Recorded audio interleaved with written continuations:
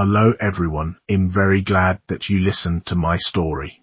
Please give me a follow and like the video if you enjoyed it. Feel free to comment and provide feedback so I can improve the sound quality. Yes, I will now continue the unfinished story. Chasing the Sound. A Shot at Freedom is a book about life in Hawkins, Indiana. To most people, it's just an idyllic, well-kept American town. But for Eddie Munson, it's like living in an eternally terrifying mausoleum. Luckily, he only has a few months left to survive at Hawkins High School. And what is senior year really about, if not killing time between Dungeons & Dragons with the Hellfire Club and gigs with his band? Eddie meets Paige at the worst bar in town, who works a magical spell. She escapes Hawkins and builds a super cool life for herself working for a record producer in Los Angeles. Not only is she the definition of cool with incredible taste in music, but she may be the only person who truly appreciates him as a poet and not as the embodiment of evil. But the best part, she was offering him a chance to make something of himself, and all he needed was to get her a demo of Corroded Coffin's greatest hits. Just one recording cost money. Eddie didn't have any, but he was willing to do anything, even if it meant relying on his old man, Al Munson. His dad had just stumbled back into his life with another dubious scheme up his sleeve, but Eddie knew this was his only option to make enough money for long enough. It was a risk, but if it worked, he'd finally have a one-way ticket out of Hawkins. 1.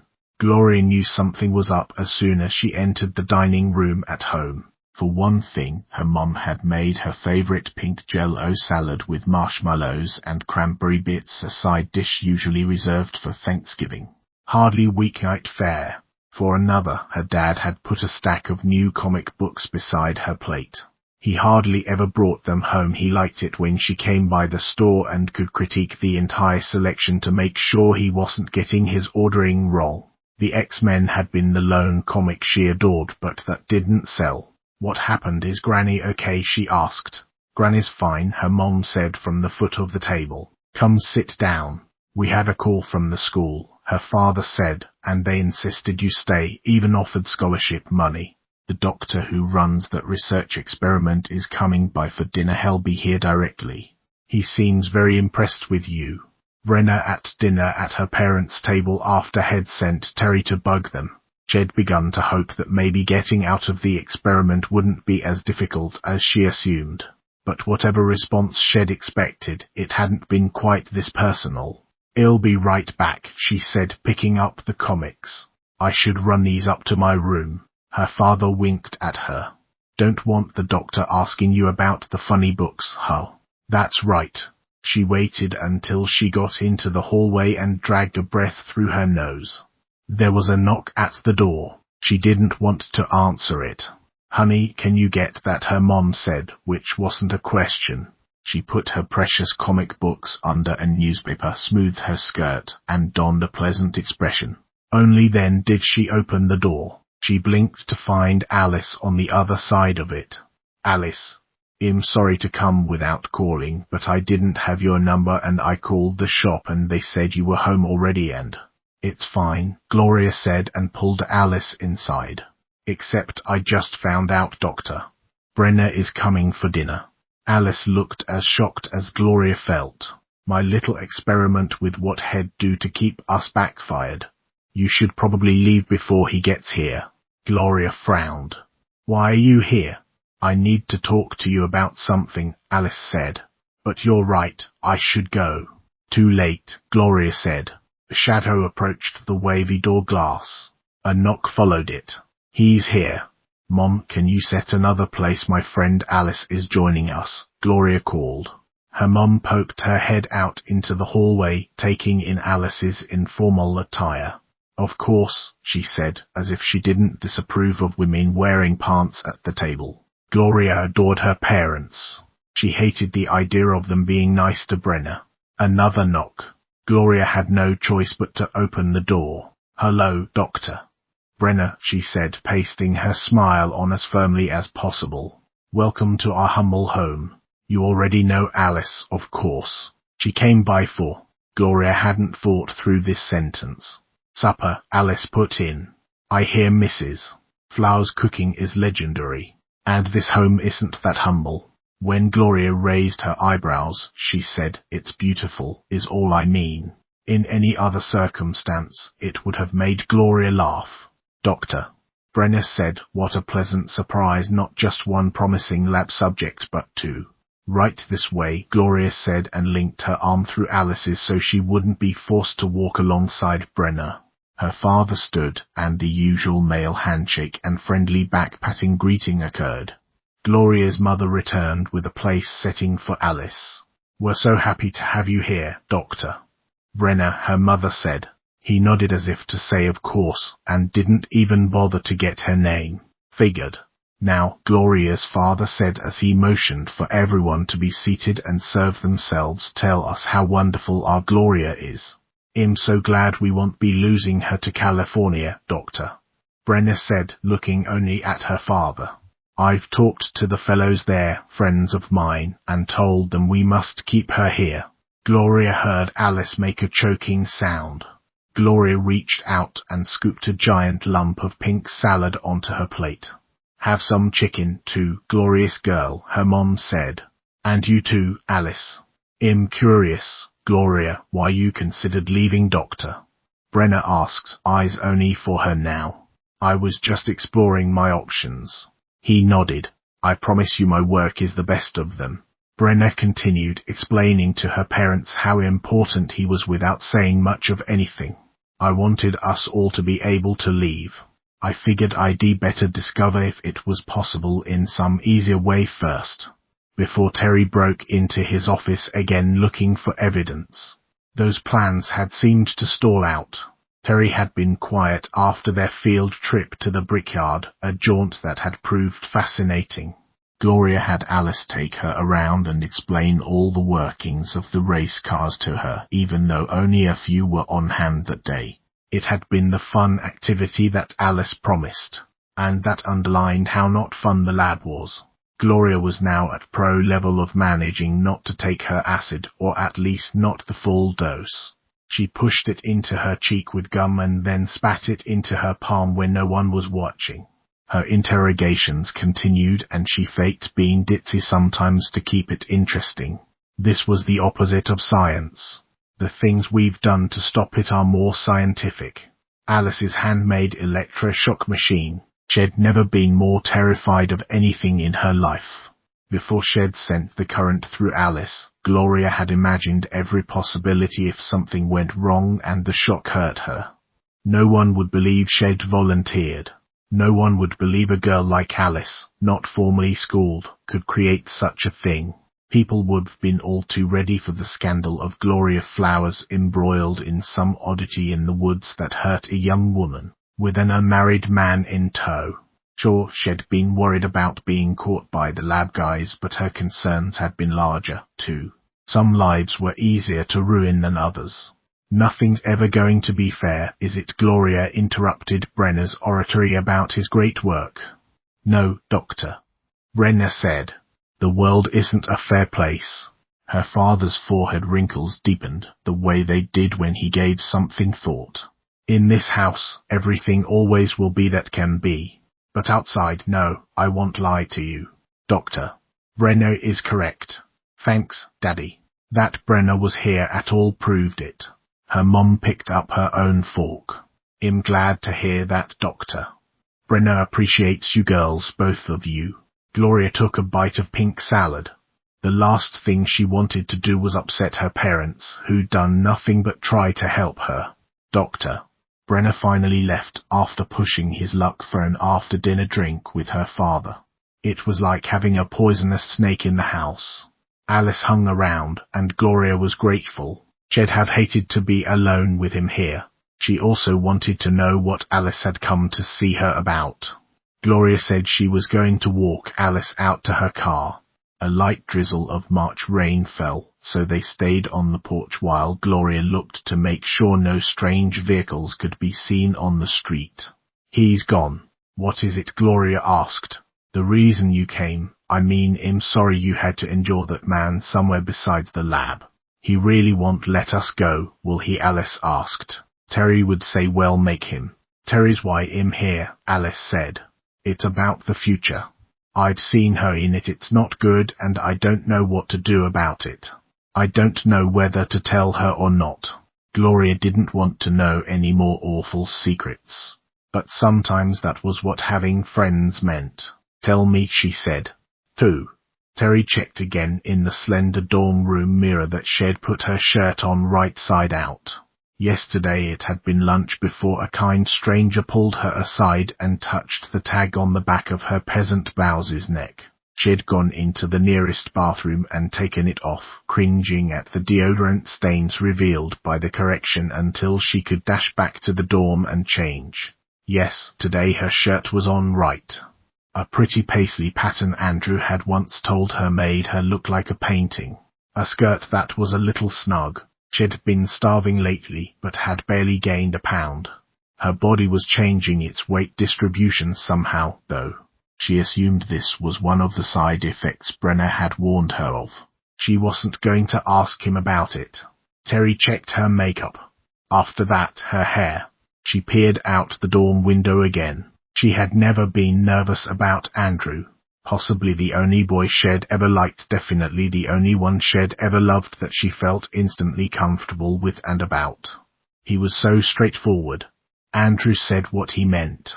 He might change his mind, but he'd tell you that too. His emerald green Barracuda pulled into the lot below and she rushed to get her big bag together, Polaroid camera tucked inside, and dashed out. She stopped in the hallway. Did she lock the door? Who cares?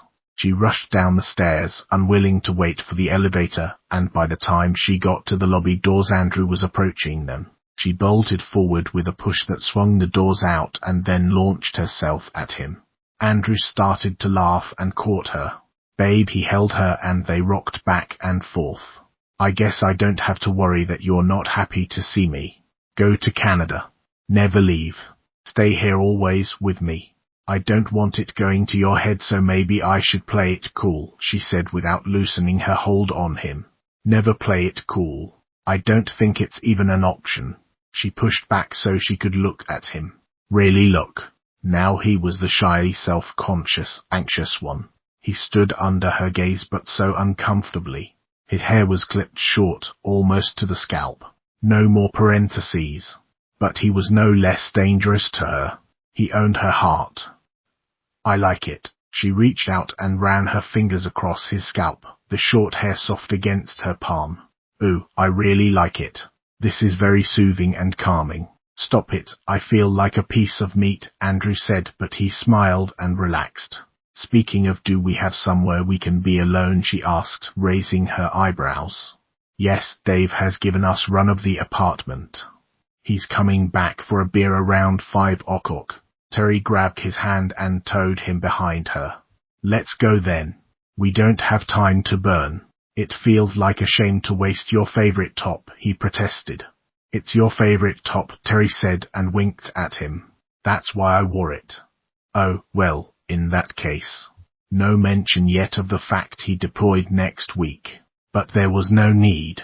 It hung between them, the unsaid fact about to ruin everything. Andrew wrapped himself around Terry's back and they snuggled, and it was almost normal.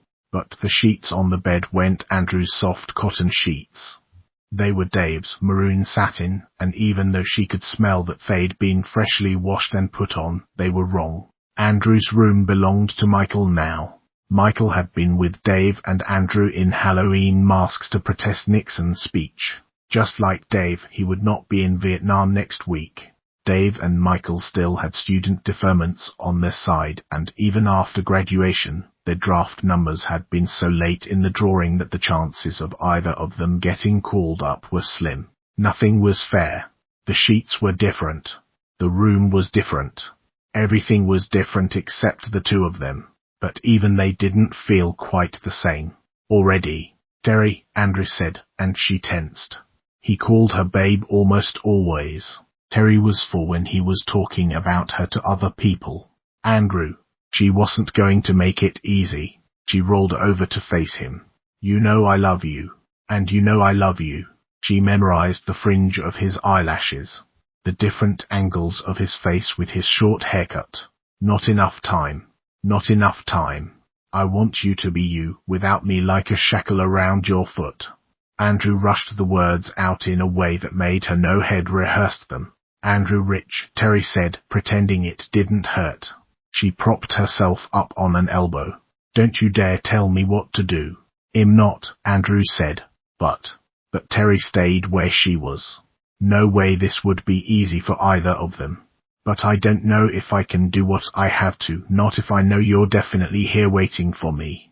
I won't be able to think of anything but you. Terry didn't even know what he meant. Good, you can think about coming home to me, about our future together. Andrew sighed and rolled onto his back. I knew you'd be like this. How did you want me to be? Terry focused on the poster for The Who on Dave's wall. Andrew pulled the covers over his head. I don't know. Don't listen to me. I'm trying to pretend I'm not freaking out, but I am. Now this was Terry's Andrew. This she understood. Honesty. Sam, it's okay, she said, tugging the covers down. You're going to Mount Doom. No one knows what's going to happen to you there. I know that the enemy isn't there. Andrew turned his head to look at her, though. Terry nodded to him. That's right. We all know that. You're a good man to go. Am I? You're a good man. She would not cry. She would be strong, stronger than she knew she could. Ken had predicted it. I'm not letting you break up with me. It's my fault. Doctor. Brenner arranged this somehow. I didn't want to tell you, but... What do you mean? Just what I said. It's my fault. I think he did this to you. It doesn't matter. Andrew was quiet for a moment. He leaned forward and kissed her lips so softly she barely felt it. It's not your fault. If he did or didn't, who can say? It might have happened anyway. She couldn't manage to speak. She nodded. And this is not a breakup, he went on. It's your freedom. I want you to not be waiting around for me, not if something else comes up. I can't do what I have to do thinking I'm holding you back. I don't want that. So we take a break while I'm gone. I won't stop loving you. And I hope I will come home and we will be together. Terry wanted to say, you will. We will. That's not necessary. But she couldn't promise that. She didn't see the future. No one saw the future for soldiers. Or if they did, they didn't talk about it. Too often it was something no one wanted to see. Had obviously practiced that little speech. Terry sighed. If that's what you need, that's what we'll do. Andrew exhaled. He lay back as if in utter relief. Terry jumped out of bed and rummaged in her bag for the camera. He raised his eyebrows. Mind out of the gutter, she said. I just want a portrait to remember us by. Oh, he said. But won't we need someone else to take it?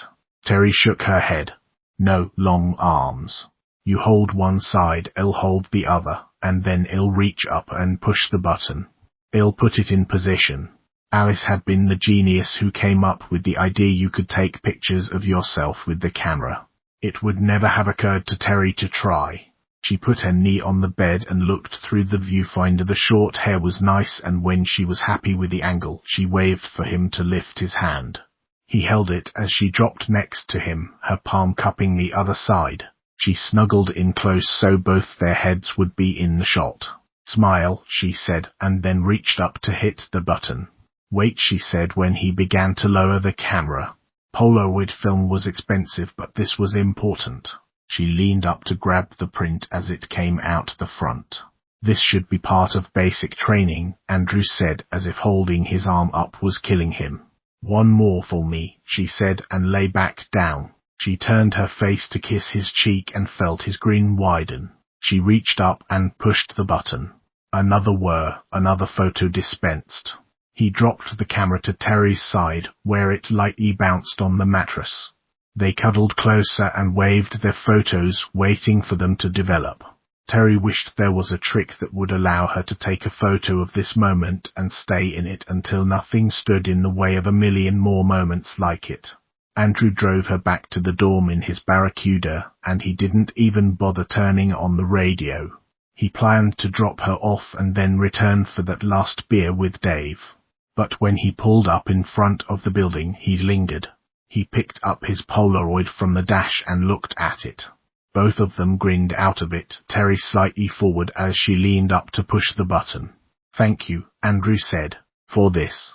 "Thank you, babe," Terry replied. "She'd cry later." "Not now. I wish you could stay. Don't go. I feel like there's more to say, but I don't want to say it because then it's like admitting I'll never see you again." Andrew set the photo back down. He took her hands in his. "I want you to be well. Take down your lab, asshole. Look out for kid sister." Terry had to smile at that, but it almost forced the tears out. "Working on it. I swear. You got this. I wouldn't go up against you. Well, you're not a monster."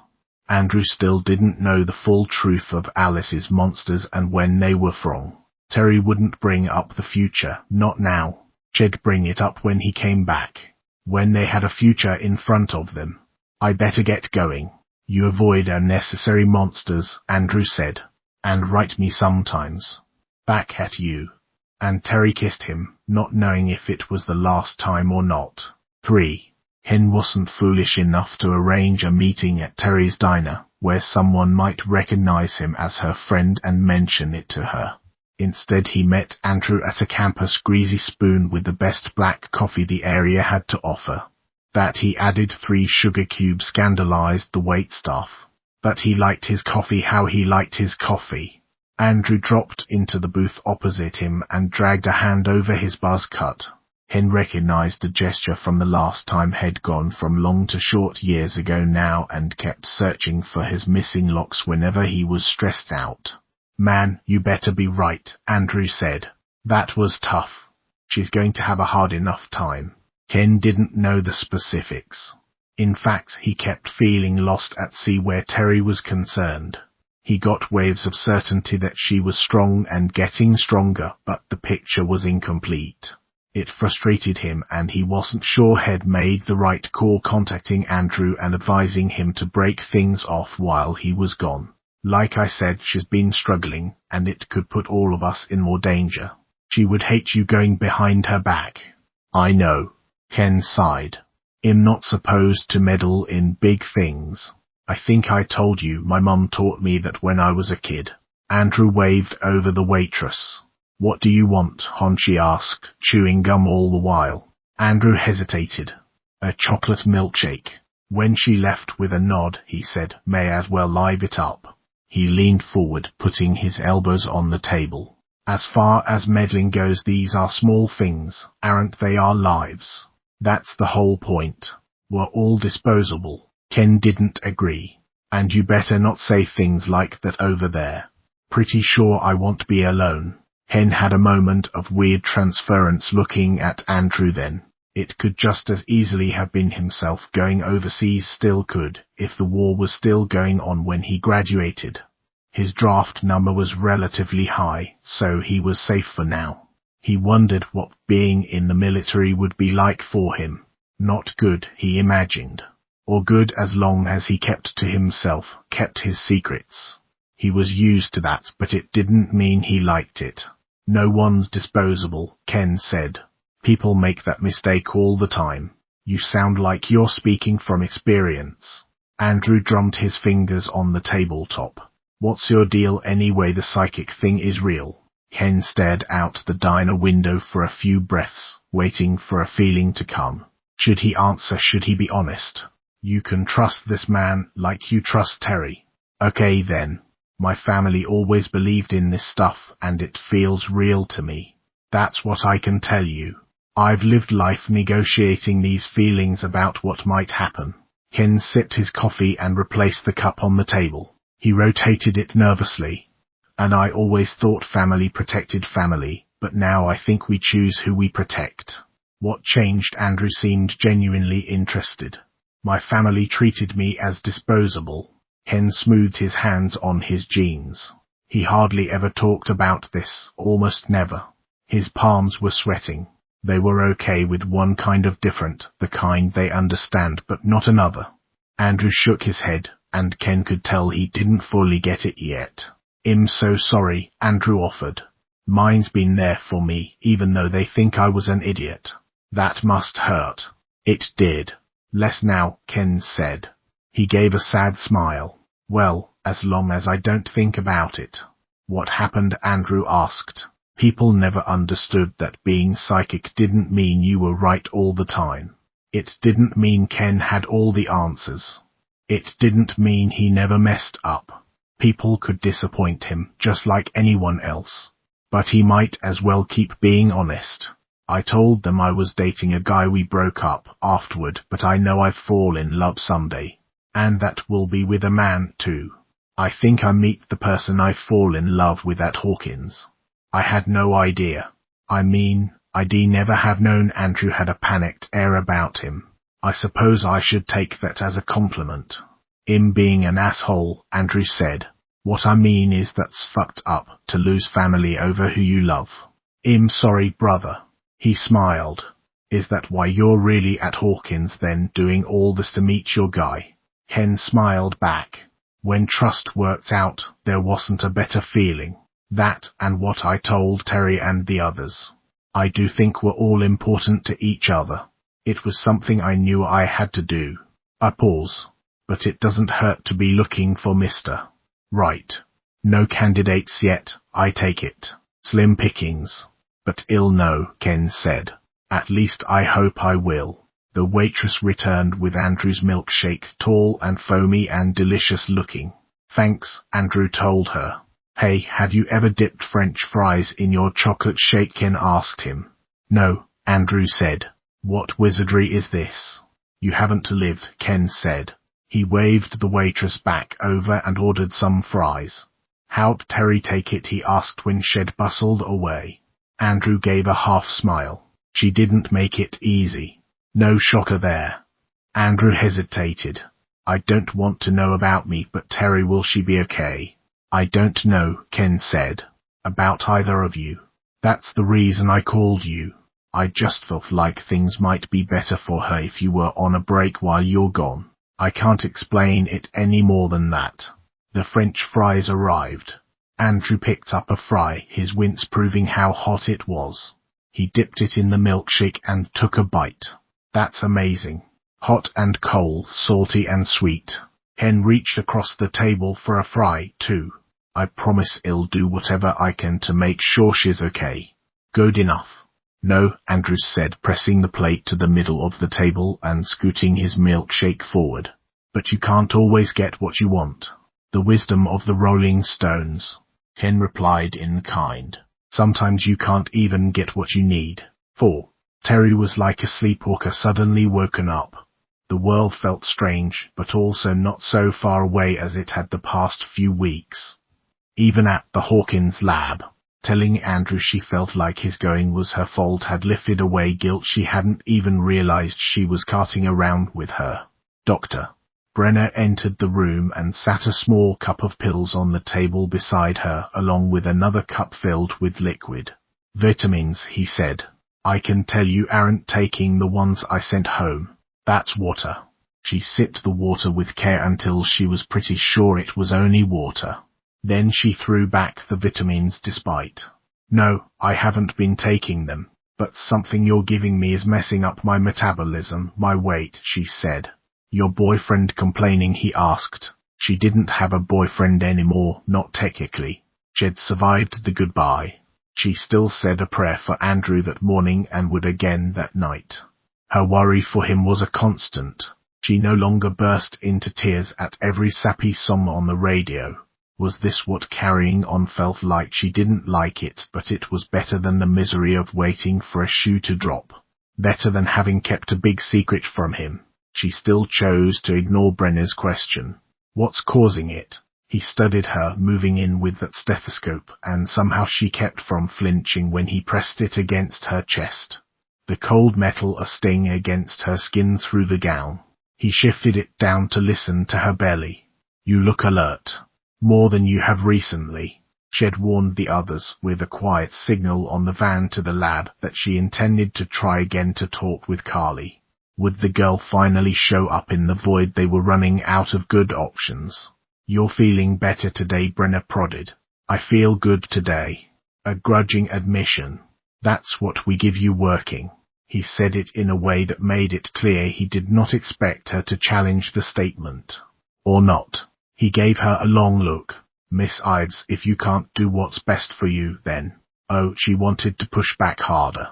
She wanted to demand he finish that sentence, which sounded an awful lot like the beginning of a threat.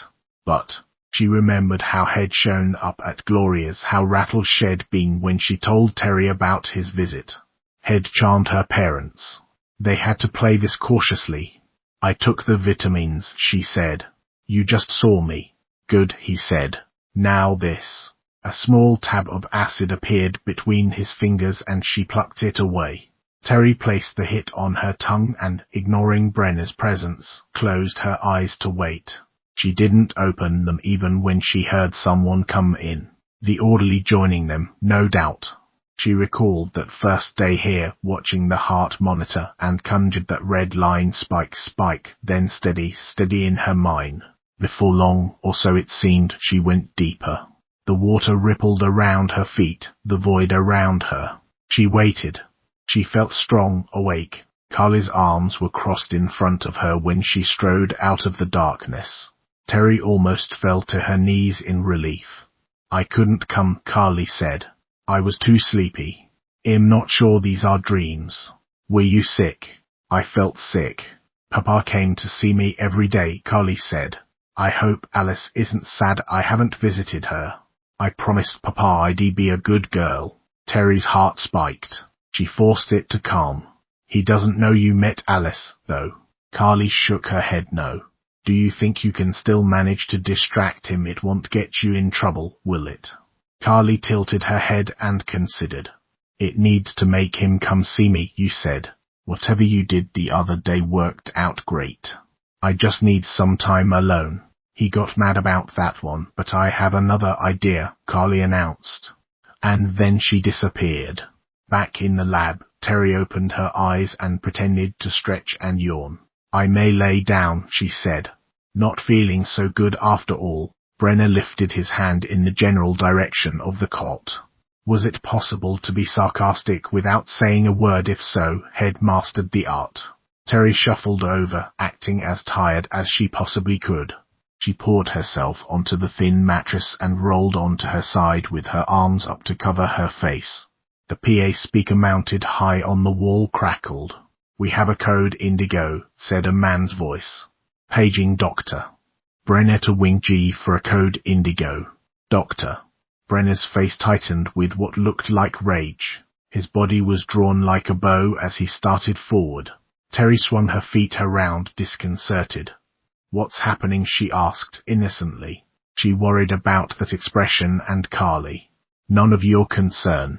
He waved for the orderly to follow him into the hall as the PA repeated its summoning. Terry went to the window and looked out into the hall. She couldn't allow Carly's effort to go to waste.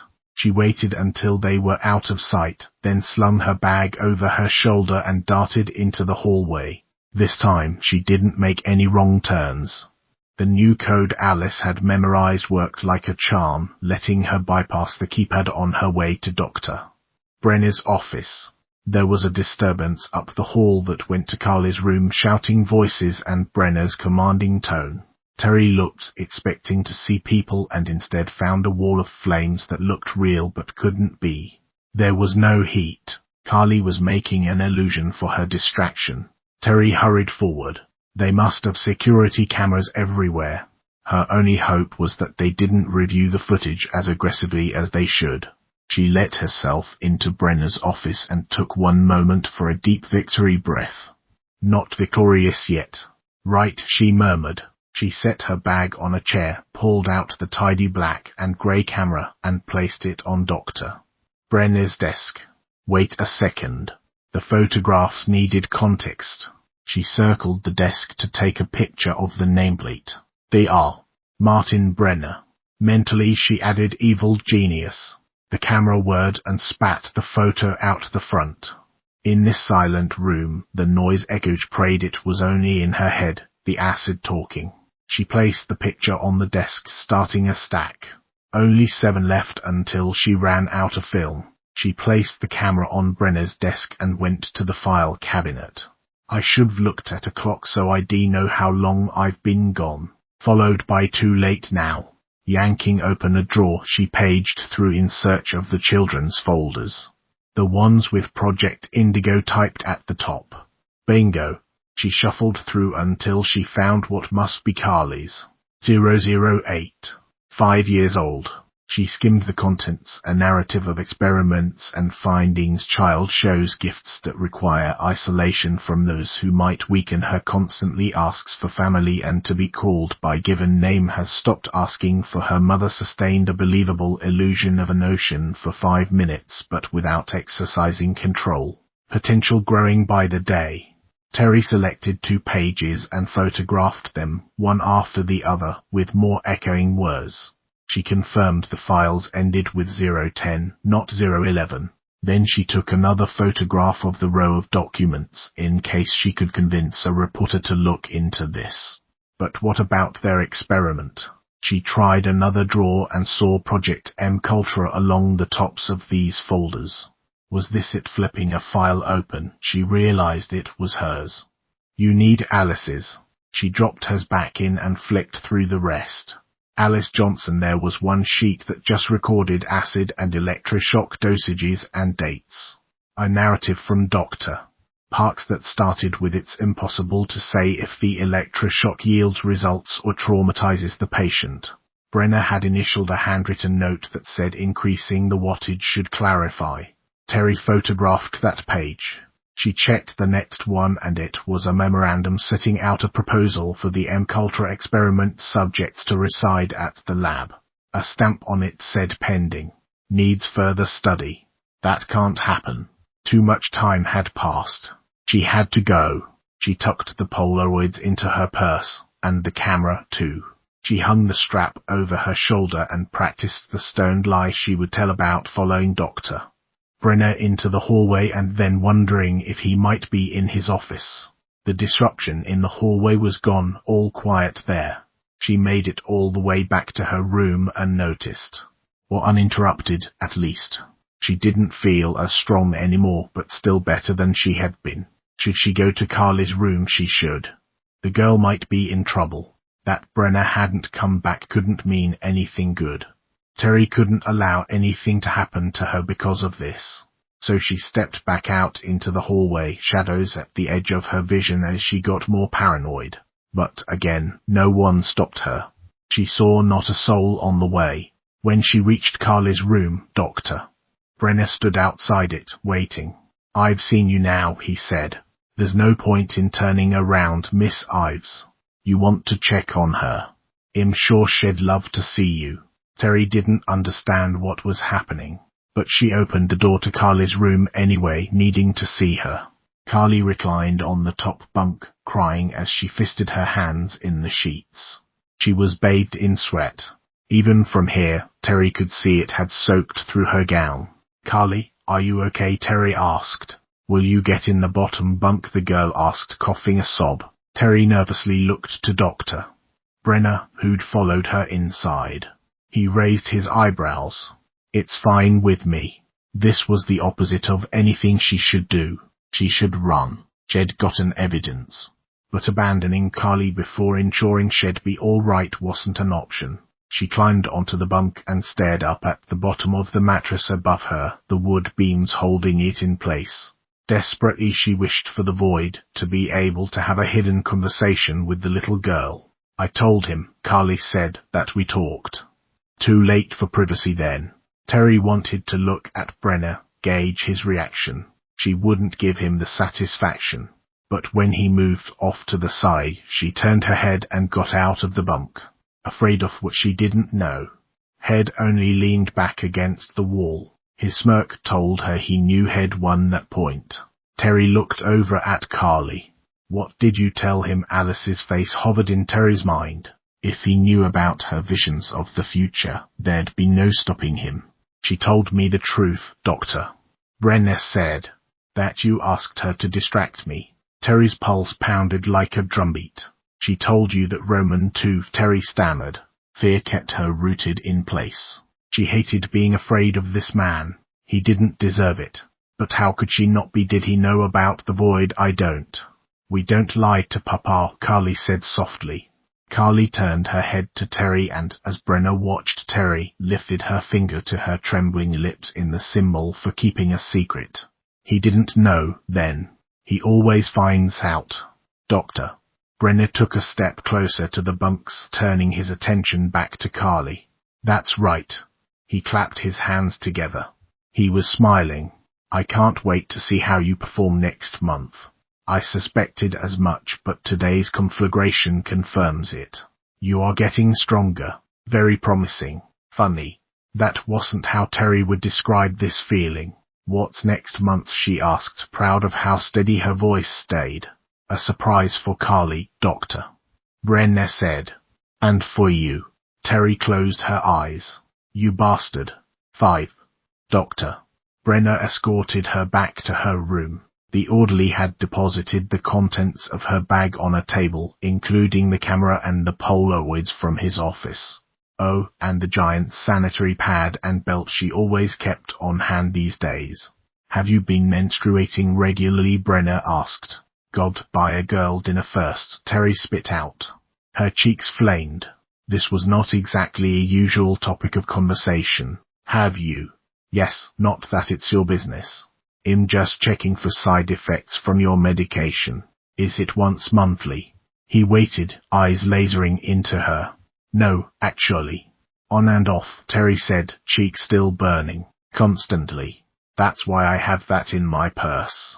You may not know this, but spotting happens to lots of women, especially when we have stress. Would you like to hear more? I have so much to say about cramps. Brenna coolly picked up the stack of Polaroids, unbothered by her trying to embarrass him the way he had her. He went through the photos with slow deliberation, considering each. I'll keep this one, he said, showing the one of the nameplate on his desk. He replaced the rest of the stack. You can have the rest. It's impossible to make any but stray words out. Sorry your plan didn't work out. Better luck next time, except there had best not be one. Terry still felt the effects of the LSD, like the room was vibrating. Are we done? Almost. Doctor. Brenna watched her. Terry, you and your friends are part of very important research. As is Carly. I know it may seem cruel to you, but it's very humane. Other countries do much, much worse in their quest to expand the bounds of human knowledge. Shadows appeared around him. Or maybe the acid just let her see them. Maybe, Doctor. Brenna always walked ringed in shadows, like a black rider galloping off the pages of her book. Terry couldn't pretend not to see what he was. Really, do they keep a 5-year-old girl isolated from other children for purity's sake? Do they have children living in cells in a place like this, in hospital gowns, shut off from the world and what being a kid is? Those children might be the only advantage we have. He went silent for a moment. When he spoke, he wore a faint smile. In a recent intelligence update, I was told that the Russians have developed a theory that mothers and their children have a mental link with each other. Do you know how they tested this theory? They bred rabbits, and then they put the mothers and their offspring in different rooms and killed the babies to see if the mother felt it. God. Terry's stomach turned. Visions of dying bunnies bounced around in her head. Bop, bop, bop. I think you should go. This trip is getting too intense. She picked up the Polaroids where Head set them down and took them with her to the cot. Brenna stayed where he was. I will see you next week, Miss Hides. You don't want to test my limits to hunt you down and bring you back. He paused.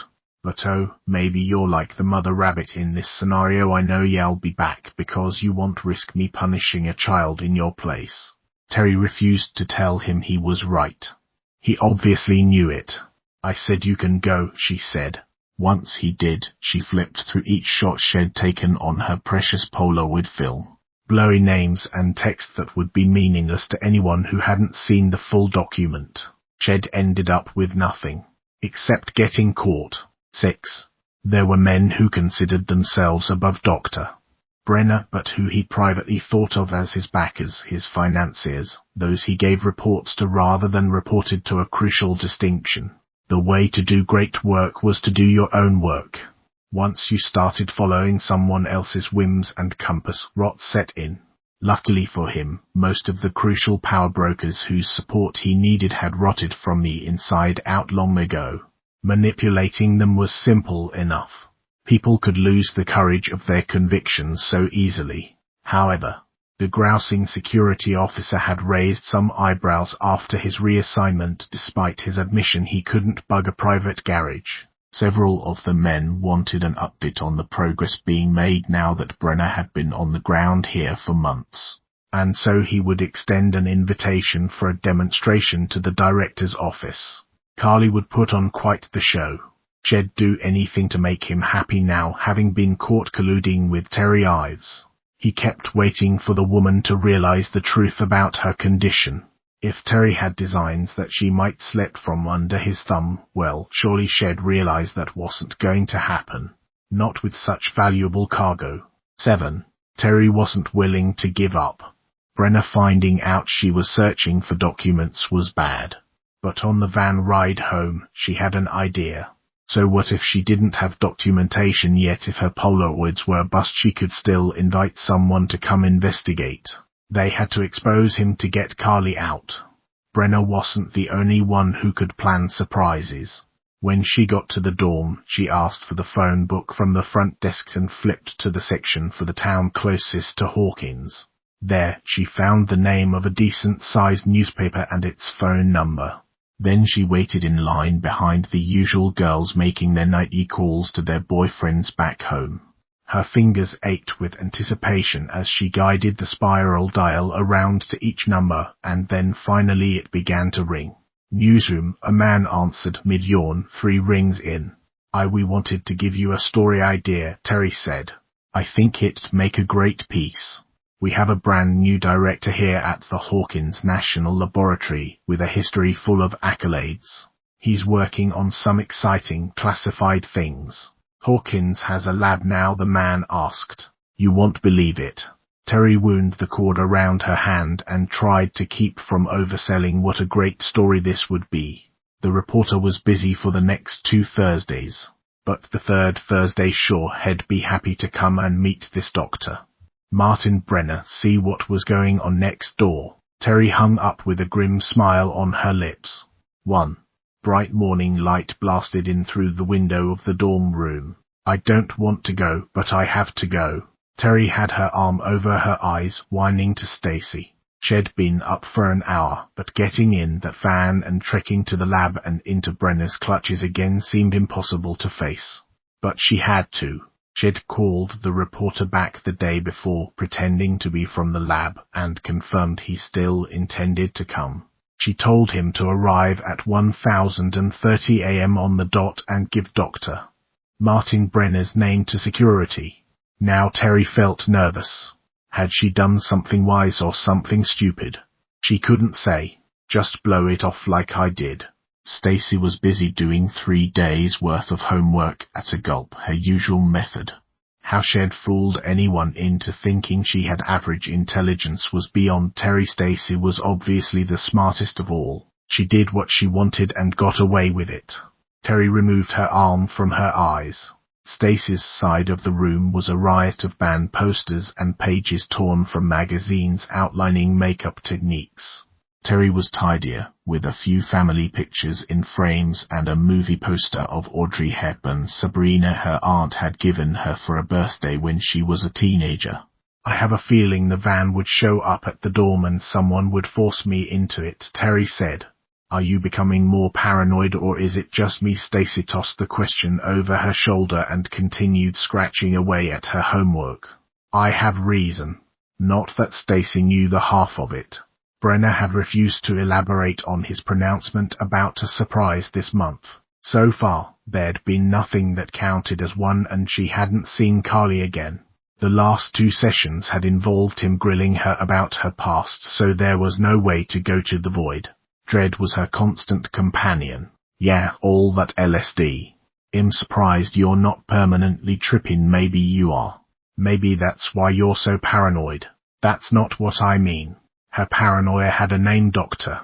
Martin Brenner. She couldn't blow the lab off. Carly might suffer. Gloria, Ken, and Alice were still on the hook, and so was she. Brenna couldn't be allowed to win.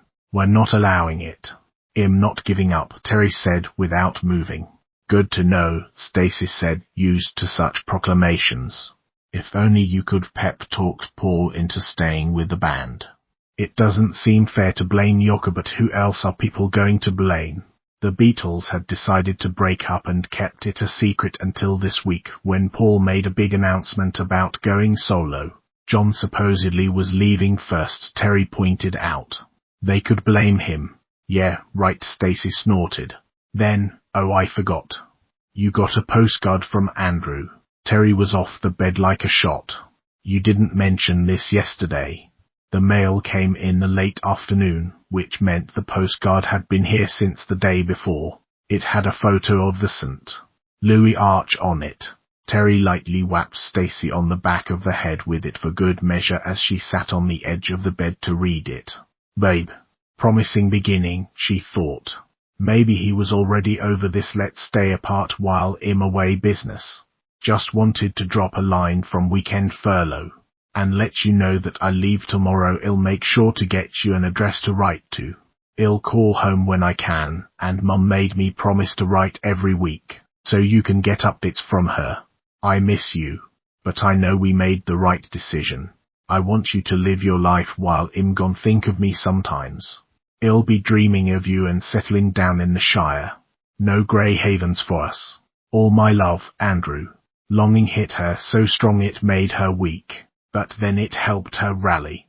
Andrew was deploying to Vietnam, where he'd be fighting for his life and the lives of those around him. So, yes, she could get in a van with her friends and go face the monster who told stories about killing rabbits, like keeping children prisoner for experiments was somehow less disturbing than that. She could fight for a better future than the one Alice saw. It's why you started this in the first place. And she could definitely appreciate the shock on Brenna's face when the reporter showed up. So she tucked the postcard into her purse. She wanted to keep it close to her and touched a finger to the photo of her and Andrew together, grinning in bed where she'd tucked it into the edge of the mirror on her side of the room. She had been sleeping better. While she'd hated the idea of not being officially together in the moment, if it helped her and Andrew get through this time, maybe he'd been right to suggest it. The distinction was slight. He was still in every beat of her heart. So you're going? Stacy asked. I'm going. You might want to put on pants. My brain is a mess. Terry sighed. And her pants were all too tight lately. I'll wear a skirt. She went to the wardrobe and swung open the door to pour through her options. There it was, long, flowy, and forgiving perfect. She pulled it up over her hips. Aren't you going to ask what Andrew said? Nah, Stacy said. I read it when I got the mail. Terry lunged at the bed to grab a pillow, then flung it at her giggling roommate. It all felt so normal, except of course for where she was headed. 2. The men arrived in Hawkins early, a line of 3 black cars racing sunrise, perhaps believing they'd catch Dr. Brenner unprepared. He greeted them at the entrance. He hadn't expected the director himself to come, and he didn't know whether to take the man's attendance as a positive or negative sign. Gentlemen, so glad you could make it, he said, as if they went 3 hours ahead of schedule. Especially you, Jim. How was the trip from Langley? Uneventful, Jim answered, already looking over at the building past Brenner. A negative sign, then. The director's suit was dark and well-tailored, but Brenner had worn his best grey. It put the other man's to shame. He recognized a few of the others in attendance from previous encounters at meetings and in base laboratories. Important, though not as important as the director. Well, that won't be the case here. Brenner led them in past the guard desk. Men like this didn't sign in when they visited one of their top-secret investments. They preferred not to leave records of their movements. I promise this will be the most exciting demonstration of your week. He didn't want to overpromise, though he'd almost gone ahead with year, possibly even life, given that now he had the promise of Terry Ives' baby in addition to 8. Certainly the most expensive, one of the men said. His shoes gleamed with polish and so did his hair. Achieving the extraordinary often requires an extraordinary cost, Doctor. Brenner said. And you are. My apologies. Bob Walker, he said, and didn't extend his hand to shake. Brenner nodded at him. Noted. He would pay attention to the director and this man. The others gave their names, but they were obviously along for the ride, entourage a status indicator. The director never traveled solo these days. Brenner had heard stories of his wild field career, lines blurred and then obliterated, and he believed them. Seeing him in the company of bean counters was a shame. Men of vision were increasingly rare. He pressed the intercom and explained he was bringing back the day's herd of VIPs. The doors buzzed and the soldiers posted as guards saluted the director. I wondered, Bob Walker said, if we might interview the rest of your executive staff about this project and its costs. They weren't here only because Brenner had invited them, he realized. They were here with the intention to end his work, or at least this man was. What could his motive be? Ah, yes. Did you serve with our former security officer by any chance? Brenner asked. Yes, in a previous life. Good man. Mystery solved. I'd be happy to answer whatever questions you have. The staff reports to me, after all, Brenner said. We'd really like to speak with them directly. And meet some of your subjects. I understand you have children here, Bob asked. It doesn't sound strictly above board, if you'll pardon my saying. Now, the director cut in. Let's not get ahead of ourselves. Yes. Brenner breathed carefully to keep his face relaxed. Jim knows the importance of this work better than anyone.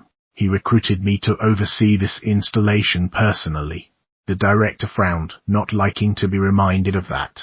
Bob was taken aback for a second, too. He must not have known. Priorities can change, the director said. It just depends on the costs versus the benefits. Brenner smiled and imagined himself among sharks. No need to worry. He was one, too. I couldn't agree more. 3. Terry drummed her fingers on the van seat beside her. Hen had been 5 minutes late, and so when the van took the turn into Hawkins they were running behind schedule.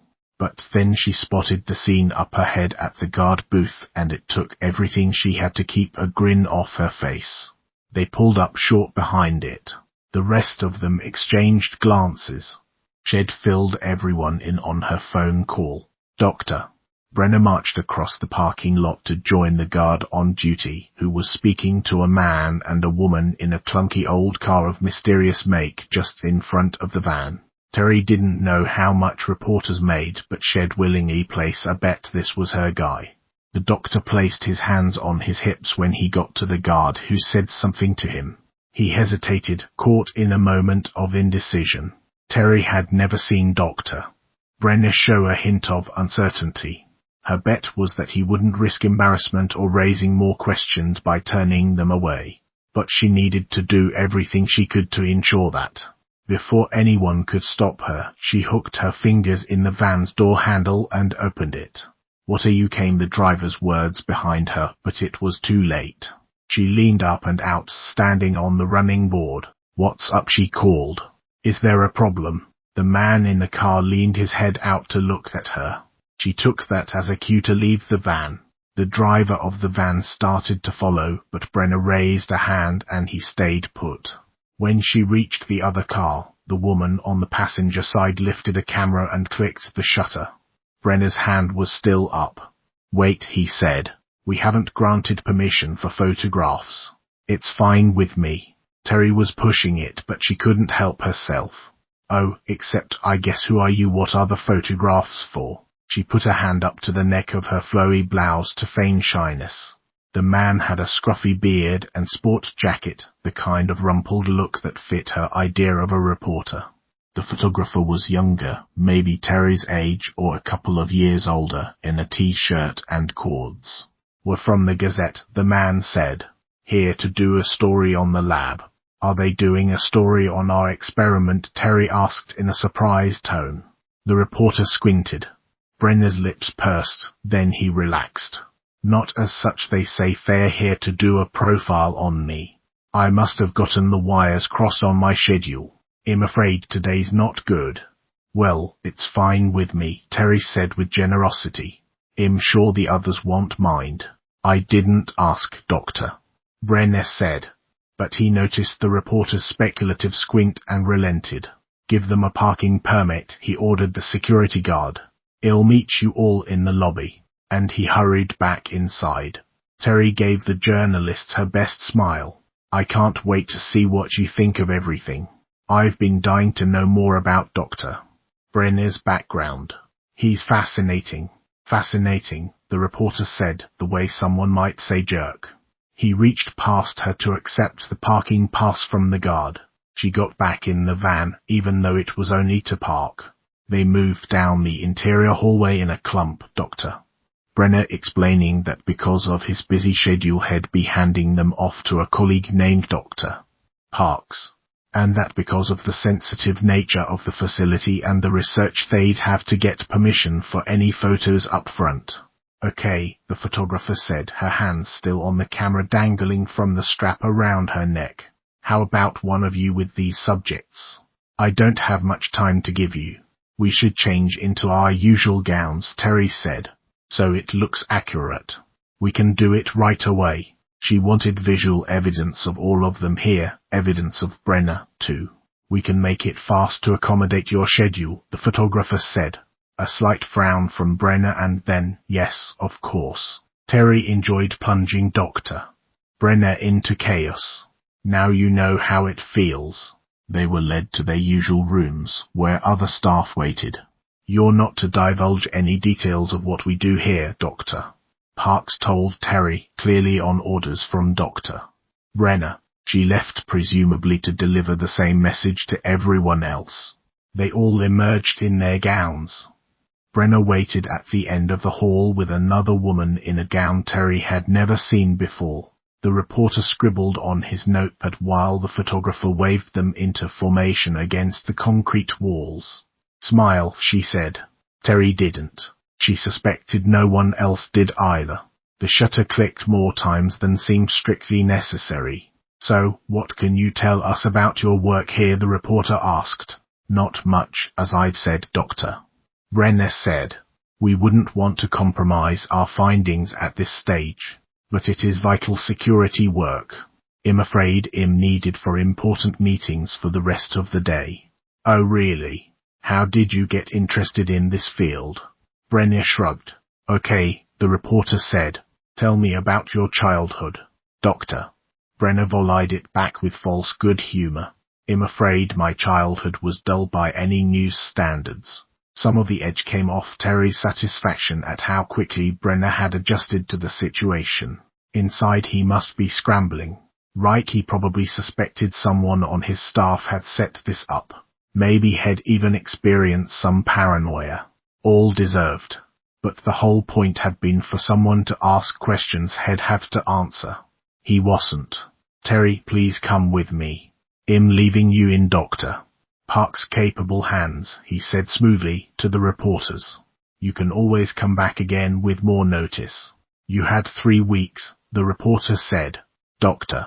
Brenner frowned, then waved for Terry to follow him. He led her into her room. Did you do that? He asked. She shrugged, pretending to be unconcerned. How would I have? You could have jeopardized everything, Doctor. Brenner was still. You better do everything exactly as I request. You won't like the results if you don't. I'll be sending someone for you in a bit. There are some visitors here to meet you and Carly. Be on your best behavior.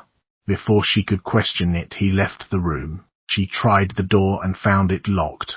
People here to meet her and Carly. Surprises were taking place in tandem, apparently. This could work.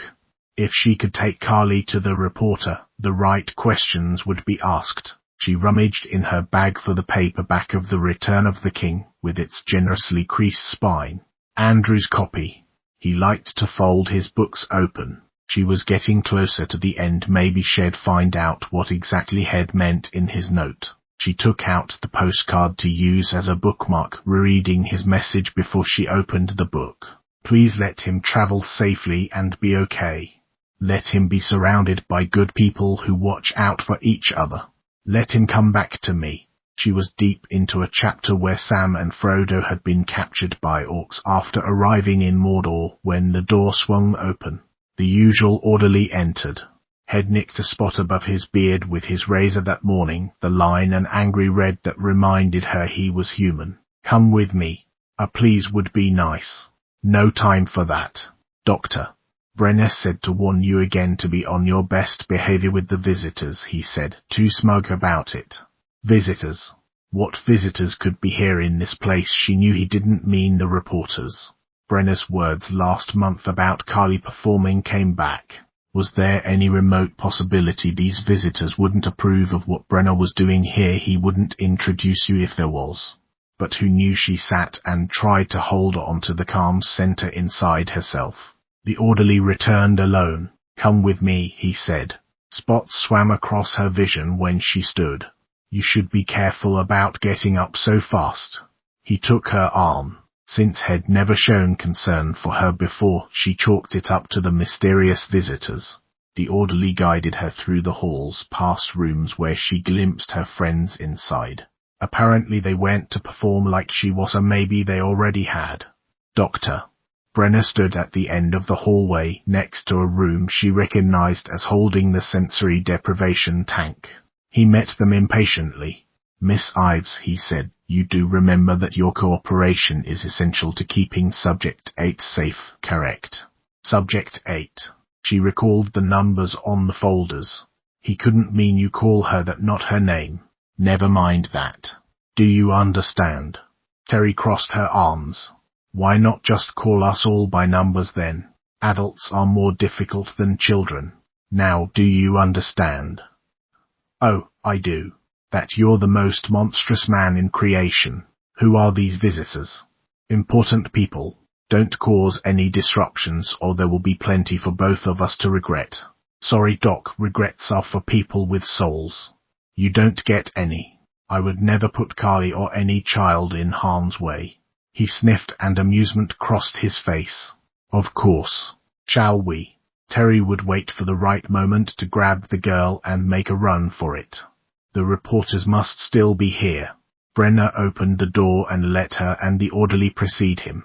Carly stood in front of a half-circle of chairs that had been arranged as a sort of viewing gallery around the tank and a clear area beside it. A group of men she'd never seen before were to be the audience. When Carly spotted Terry, she beamed with a smile that showed all her tiny teeth and waved. Stay here, Doctor, Brenner said softly.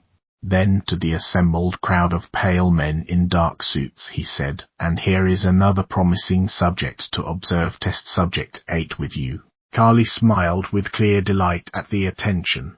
One of the men raised his hand and gestured in Carly's direction.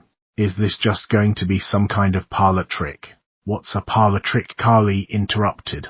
The man had the chagrin to study the floor. Something they can't do, Terry said, raising her voice. Oh. Carly nodded sagely. Doctor.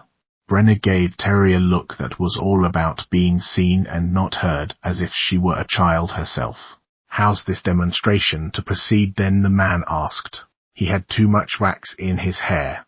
The overhead lights made it gleam. Get the lights, Doctor, Brenner said to the orderly. He walked to the wall and flicked a switch. The room around them went dark as a theatre before curtain, dark as the void. Carly, Doctor, Brenner said, clearly giving her a cue. What is this? A man groused in the darkness. And then another. I can't see a damn thing. Turn the lights back on. This is an utter farce. We've seen enough. Carly, Doctor, Brenner's voice commanded her. Flames burst into existence. One moment the room was black as a pit, the next it was ablaze. The phantom fire raced across the room from Carly toward them all. The men screamed, not in pain but in shock. The wall of fire crackled and licked the air. Terry wanted to run, but she could hear Carly's sobs, and so she walked through the flame to the girl. She told herself, it's not real, hard as that was to believe as she navigated slowly through it. Every part of her brain believed it was and kept telling her, get out of here. Save yourself. She focused on Carly. When she reached her, she put her hand gently on the child's shoulder and pulled her close. The fake flames grew and grew. Carly, you can stop this. You don't have to do this. I've got you. The inferno seemed like it would never stop. The girl shook and sobbed. I can't. You can, Terry whispered. The flames died as suddenly as they'd started. Terry felt Carly go limp against her in the darkness. The lights came back on. Two of the men in suits had pulled firearms and pointed the handguns toward her and Carly. Terry moved her body to shield the still crying girl. Stop, Terry said. Don't shoot. Now was the time to run and find the reporters, but there was no way to do it. Carly was at their mercy here. So was she. There were no options. Brenner had established the rules, and for today she had no choice but to follow them. These men had seen what Carly was capable of. The moment of silence stretched. Doctor. Brenner broke it, giving that charming smile of his to the man between the two with guns. Impressive, yes, Director, I'd say miraculous, if I believed in miracles instead of science. Yes, very impressive, the director said. I'm sorry I used the word farce. He looked over at the man with two shiny hair who holstered his gun. The other armed man did likewise. The director got to his feet and stared with awe at Carly. Then at Terry. Imagine he advanced toward Brenner. Imagine if we had more of them, and more powerful. Doctor. Brenner walked closer and put a hand around Terry's shoulder. And we will. You're sure? The director asked. We're nurturing the next generation of wonders and miracles, as I've told you. I'm glad you summoned us here. We might have made a huge mistake, the man with the shiny hair said, joining them and gawking at Terry head to toe, like she was a prized mare. Tell us about the rest of your subjects, her age. Any potential there? A great deal, Brenner answered. One is very receptive to electroshock. There was something about the way all these strange men were studying Terry that made her stomach flutter in panic. She thought of Brenner's words about having more like her, about the next generation, and then of how tired she'd been, how hungry, how prone to tears. The ways her body had changed, the symptoms had warned her about. Why wouldn't he tell her? Why would he continue this if he knew what possible purpose could it have? I could be wrong. I could be jumping to conclusions. But there was no doubt he was capable of experimenting on children. She started toward the door, nearly staggering. I need to lay down, please, she said, and she put her hand on her belly once she'd turned where he couldn't see. She felt as if her heartbeat was there. The room swam. That's fine, Doctor. Brenner said behind her. Well done, Miss Ides. She hadn't done anything except be there for Carly. Something he hadn't done. The orderly took her arm again, and she shook him off so she could keep her hand at her belly. Her heart beating, as she panicked and wondered if there was another heartbeat like it inside her. 4. Alice wasn't sure if it was the acid or the electricity or a strange fancy she'd developed, but the energy at the lab felt different today. Like the entire place vibrated on some other frequency than it usually did.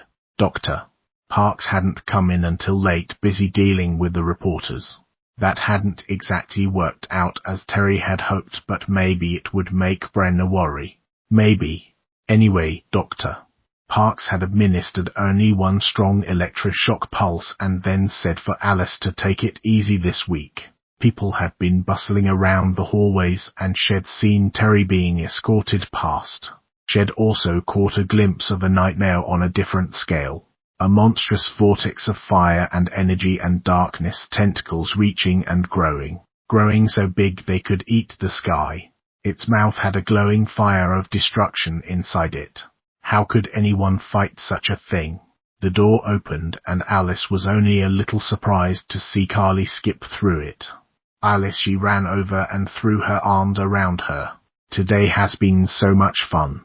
Why's that? Alice looked past her, but no one seemed to be following the girl. The men are here and so I get to do things. Terry saw. Alice's eyebrows shot up. She had so many questions. But how are you out here right now? Papa's busy. I asked him if I could go visit my friend and he said yes. Carly gave a sheepish smile. He thought I meant Terry, but I already saw her today, so I came to see you. Something had been bothering Alice. She knew her visions weren't of now, they were still to come, but Thi's little girl lived here. Carly, have you ever seen a monster in the lab? Carly frowned in concentration. I don't think so. What kind? Alice lifted her arms and waved them around like tentacles. Big with weird arms and a mouth that opens out of its head. Carly shook her head, her eyes big. Does that live here? Her sudden fear was plain. Good job, Alice. Alice, who'd watched one scary movie at age 8 and then not slept with the light off for months afterward. Her mum had forbidden her from ever watching another one. She still occasionally checked under her bed before going to sleep, and she never, ever let her foot dangle off the side. She'd asked for a ghost story from Ken that night in the woods because part of her enjoyed being scared. But when she was a kid, that part had done the opposite of enjoy it. Don't worry, Tiger, Alice said. But Carly still frowned, her small forehead pinched. You saw the monster, didn't you? Alice nodded. But not now. It's not here now. It's in the future. The future, Carly asked. It happens at some point, but probably not soon. Forget what I said. I never forget, Carly growled like a tiger and crept around the edges of the room. Do you want to see what I did for the men before me and Terry? No, Alice said. And when Carly looked hurt, she said, I don't want you paying the cost. Carly lifted her shoulders. I don't mind. That's because you're a good girl. Papa doesn't think so, said so matter-of-factly. Alice struggled to respond. She needed to speak the child's language. Finally, she managed. Then Papa is a poophead. Carly laughed so hard that Alice worried she might fall over. At least the girl had forgotten about her fear of monsters with hungry mouths. Too bad Alice couldn't do the same. 5. As soon as the van drove away, Terry turned to the others where they stood in the parking lot. She kept touching her belly. She couldn't seem to stop. She'd gone through a million scenarios, including a bunch of extremely unpleasant ones. Becky's furious reaction, how to tell Andrew and Weatherhead freak out, probably getting kicked out of school. And then there was the problem of Brenna. What was she going to do? We need to talk. I need to. Should we go to the garage? Ken asked, frowning. Sorry, the reporter didn't pan out. At least they're doing a story. Who were all those guys in suits today? Gloria asked. Terry moved her arms up to hug herself. One of the reasons we need to talk. It'll drive you. Alice touched Terry's arm. Whatever it is will be okay. I don't think so. Terry shook her head. Let's just talk here. I need to see my roommate after. Okay, Gloria said and gave the parking lot an intense scrutiny. The driver's gone. Ken nodded toward the nearest building. There's a bench over there where we can sit. As long as we don't hang out too long, security shouldn't bother with us. The evening was cool and quiet, the sky hidden by low grey clouds. The campus trees had begun to sprout some early leaves, but in the dark they looked like teardrops. When they reached the outdoor seating area Ken had mentioned, he sat on the sidewalk and so did Alice. Gloria sat down on the metal bench and Terry joined her. What is it? Alice asked. What's wrong? Terry could hardly say the words. I think I might be pregnant. Much like Terry herself, no one knew how to react to the news. Ken snapped his fingers. I knew I felt like I was missing something about you. Terry wanted to laugh. And cry. And scream. She settled for a low accusation. You are the worst psychic friend of all time. Hush, Ken said. But not wrong, I guess. Ken's so nice you could never feel good about blaming him for anything. I'm sorry. He waved it off. It's okay. Are you sure? Gloria interrupted. No, Terry said. But also yes. Almost certain. Alice was staring at her, gobsmacked. How did we not notice? She's barely showing, Gloria said. And quietly, there are places you can go. No one has to know. A few girls from church have done that. It's Andrew's, Terry said. If I'm pregnant, this is mine and Andrew's baby. I can't give it up. Alice got up and began to pace on the sidewalk. You should call him. He's gone. I got a postcard yesterday he was deployed. The hell of it was she could imagine Andrew's actual reaction. He wouldn't freak out. He'd be happy. She didn't doubt it for a second. Do you think, Doctor Brennan knows? Gloria asked. They take our blood. He must. He said something. That's part of how I figured it out. Terry ran through Carly's demonstration and what had happened afterward. And she added, he's untouchable now. You should have seen how those men about-faced. He can get whatever he wants from them. Alice had stopped walking back and forth. He knew you'd refuse to take their drugs anymore if you knew. That's why he didn't tell you. He said this baby is the next generation of their exceptional people. Terry shook her head. I will burn that place to the ground before it happens. Carly's still in there. Alice sighed. She came to see me today. I think I scared her. How? I might have described a monster to her. Oh no, Alice. On the plus side, she hasn't seen any. Alice looked at her feet, then back up. What do you want us to do? Nothing, just think, Terry said. As hard as you can. All of you. There's got to be something we can do to get free of that place. He can't have my child. Gloria reached over and touched Terry's hand. Hey, be gentle with yourself. You just found this out while you were high and you need to think. The next step is finding out how far along you are. Whether there are any signs the baby isn't healthy. I'm sure they've been looking at that, Terry said bitterly. But you haven't. It'll make you feel better.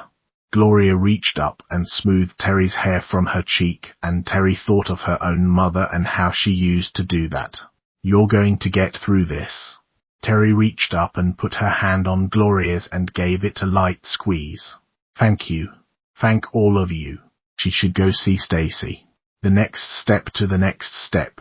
Then she'd take the step after that. Ken climbed to his feet too and, without even asking, put his hand onto her stomach with his fingers splayed.